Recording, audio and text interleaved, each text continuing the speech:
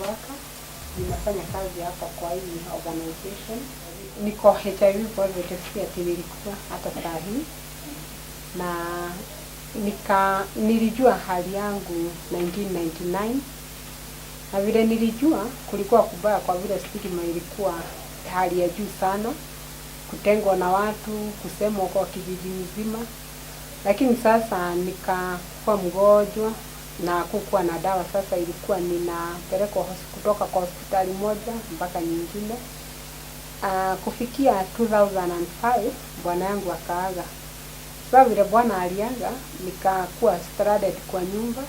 Nilikuwa nafanya biashara. Kufanya biashara ikafika pahali watu stigma ikakuwa kali sana. Watu wakasema hao hawatanunua chakula. Nilikuwa nauza sokoni. Wakasema hawatanunua chakula za mwenye ako na virusi kwa vile atawaambukiza virusi. Sasa wakakataa kununua, nikashindwa nitafanya nini? Nikakaa miezi 3 bila kufanya kitu yoyote. Sasa ndio mama mmoja akaja kunitembelea, although marafiki zote walikuwa wametoroka. Akanielekeza kwa Living Positive. Although ilikuwa project dogo kwa vile ilikuwa na watu 15 peke yake. Na watu walikuwa weak kabisa. Ilikuwa inafika January mtu mmoja anaondoka kwa hao watu 15. Ikifika January nyingine ama December mwingine anaondoka. Walikuwa wanakufa kwa sababu wakati huo madawa watu hawakuwa na elimu nyingi sana kuhusu ARV. Sasa watu walikuwa wakikunywa dawa ni kama hatukuwa tunafuatanisha dawa zetu vizuri, wanaaga. Alafu dawa zilikuwa nyingi sana. Watu wanakunywa dawa wanafika pahali wanaona hawatakunywa tena. Na sasa hawapendi, wanachukua dawa wanaficha chini ya mattress.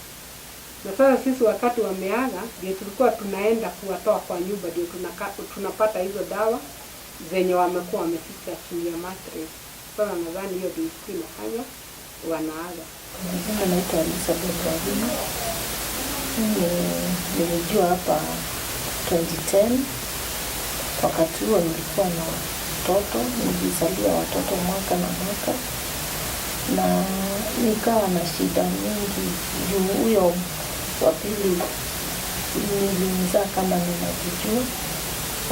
Huyo wa pili last ndio nilijua hali yangu. Na nikawa nilikuwa chini sana, hata nilikuwa napelekwa hospitali. Wakati huo sikuwa ninajua mahali hapa. Niliwalea kwa shida. Na nilipokuja kujua hapa, mimi nakaanga mbali sana kutoka hapa. Na nakujanga everyday. Nikawa nakuja supporting group, nikaendelea by 2013 nikachukuliwa kwa week class. Na nikatia bidii, nikasoma miaka 2, nikakuwa na ujuzi wangu. Nikakuwa graduate 2015, nikaweka kazi yangu. Nilikuwa naendelea na kazi yangu vizuri, nilikuwa nimejaribu kupata customers, na make school uniform, na shonea wamama nguo. Na mama akaniita, akaniambia kuja tufanye production.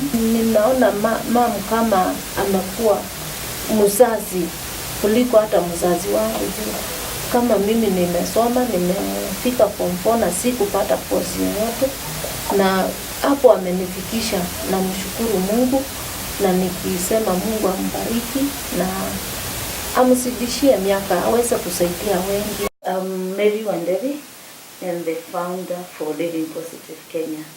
Living Positive Kenya is a program for women that are HIV positive that are also living in the slums. So it's basically not the problem of HIV that we are addressing. It is the problem of poverty among women. I'm a social worker and a children's social worker per se. And I came to the slums most of the times. I worked here. My last appointment was in the children's office here. And my contact with my beneficiaries is that I went to the slums to pick the children. Because for one reason the mother has been declared unfit. Maybe probably because of some illness, or the children were found in the dam side and they required to go to a children's home. And my business was just come to pick the child and fix them in a children's home, or get her someplace to go. And that's how I came into contact with mothers. And I realized that a lot of the mothers were sick. Much of the problem then, because HIV was just starting, was HIV. And they would be so ill in their beds. And my mandate, of course, was to pick the child and take the child to the children's home and leave it at that. But as a person, I felt responsible over the cases of the women. So I would always, at my own time, come and check out on this mother. What happened? Did you go to hospital? Is she still there? So that's how I got slowly introduced to the cases. And in that process, I got to know so many women that were very sick in their houses that required food or somebody to accompany them to hospitals. And I had a day off, and that's how I spent my day off. Just remembering, oh, there was that mother who needed somebody to take her to hospital. So at my own time, I would come, pick her, and spend the day with her in hospital. And that's how I got to know a lot about the TB treatment, the HIV treatment, and eventually I started getting interested, more and more interested with this as a project, and I thought I'll give it a go. I'll just give it a try. So, and I started a support group, just putting them together. I take you to hospital, but I encourage you, maybe on Mondays in the afternoon we could be meeting, and just you get to know other women that are having the same thing with you, and together you can see what to do. And I also was involved in distributing food to the children's home. So as I distributed food to the children's home, I also brought some for the support group. And the group started getting bigger. So my only afternoon, Monday afternoon, was not enough for this. And I thought, maybe I want to give this a try. And I took my leave for a month, and I decided to just give this a try as a volunteer. And I did it for some time, and then I realized I have fallen in love with it. So I started doing it. I started the support group, the feeding program for the mothers. Started just as a feeding program, just bring in food. Let's cook. Then we only cooked on Monday. Let's cook every day, because you need food every day. Let me find out why you didn't go to hospital. Then eventually we started thinking, and then the ARVs were only in Nairobi. So we started realizing, let's go pick the ARVs in Nairobi. You need transport, we need this. How do we do this? So I knew how to make cards. And I also knew visitors coming to the children's homes. So I started introducing the card making. So maybe when you meet in the afternoons, you can try make this card, and I'll try sell it out for you in the children's home, and as a group we'll have money to go to hospital for economic empowerment for women. Then what we offer are skills, and we run it in 3 phases. One of the phases is a 6-month phase, where the women just come just as they are. Some are homeless, they don't have skills, they need a place to stay, they need a business, they need their children to be taken to school, a combination of poverty-related problems. And through the social work department, we are able to sort out that and fit in the women where they need. Some of them would fit directly into the skills program.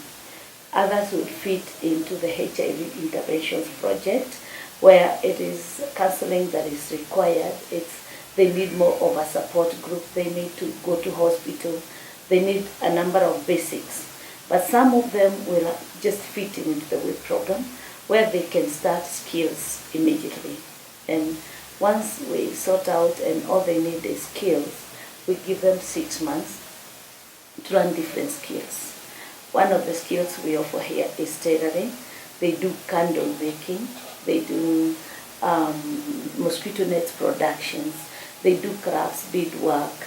And we also sort out, being African women, they come with a lot of talents. So we sort out what other talents. Some of them would be very good in hairdressing. So we refer them for skills. But those other skills we offer them here. And for 6 months they concentrate on skills. And once we realize that they're good in skills and they're taking care of their own health, we give them another 6 months to be with us. And in the 6 months, they learn business, just how to be business women. And at the end of the 6 months, they come up with a business plan. And that's how we look for partners who can mentor them. One, we look for mentors who are local people who can work with them and help them start a business. The other thing we look for is another partner who will fund her business plan. And so she has the two people, the donor and the mentor, who move together with her to help her start a small business. So far we've had like 48 families now with their moms starting businesses that are successful, that are in the market, and they are competing just like any other mother. The other program that we're still learning is for those women who we found that cannot do skills, they're not ready, they still have a lot of psychosocial issues to be taken care of, and we run small projects for them. And for them what we do is look for group projects. And one of the group projects we have is a big farming project where they do together as a group, as they're going through counseling. They do chicken rearing, which gives them an income. And if they do farm, they do fish farming. And in that way they are able to collect funds and to rebuild their lives from there. The main activity is all these two groups of women are working, that our social workers and the home-based care workers are involved in, is making sure that they are adhering to treatment, that their medical checkup is happening. So that's what is happening with our WAY program. And the other thing we also do is make sure that the children cases have been sorted out and the children have been taken back to school that have dropped out. And also make sure that the little babies, and especially the babies that are on ARVs, have a place to stay. And that brings us to our school now, which is in the slum. It's for children below the age of 7 that either need a place to stay during the day or are on ARVs, and we have to monitor that. If they spend the day with us, they have a meal and they're taken care of. So we reach out to individuals, then KCDF does double in our efforts. So whatever might be correct, they double, and then we are able to build a class. That's how now we're doing the next one, and it has specific individuals who have come across with us and are helping us build that. We've done that with all the classes. All our classes were semi-permanent. They were like iron sheets like those ones. So the idea now is to go around the schools building one class after the other. So after this class, we'll reach out to individuals, Kenyans and outside, and ask them to raise the money with us. Then KCDF will double and we'll build the next. So you donate whatever. Even the people here, they've donated completely different amounts. Whatever you have, we have a PayPal account, just even if it's $5, 5 shillings, whatever, 20 shillings. Some people have just sold cakes for us. The church here, the Catholic Church, helped us sell cakes, and yeah, they were part of that. Whatever you're able to do. Yeah, some people have just given an iron sheet. Like, yeah, I'll contribute an iron sheet. How much bags of cement do you need? Something like that, yes. Basically, that's what Living Positive does. To support those systems, what we have is a week village. It is a home where any of the mothers that feel that they want a place to stay get it for free for 4 years. In the 4 years, the expectation of the project is that you have adhered to treatment and you're better. You have gone through the business training and you have your own business. So by the time we vacate you from the village, you can already go to a place and rent your home. What we have realized is a number of the women have been able to work so hard and even buy their own spaces. Others have come back here as staff. We give priorities to the people who work for the program, to our women that have gone through the program, have shown tendencies, and they come back here and go through some training. They need maybe social work training, or they need business training to be business trainers and things like that. Then they come back and work in the program. So that's how Living Positive works.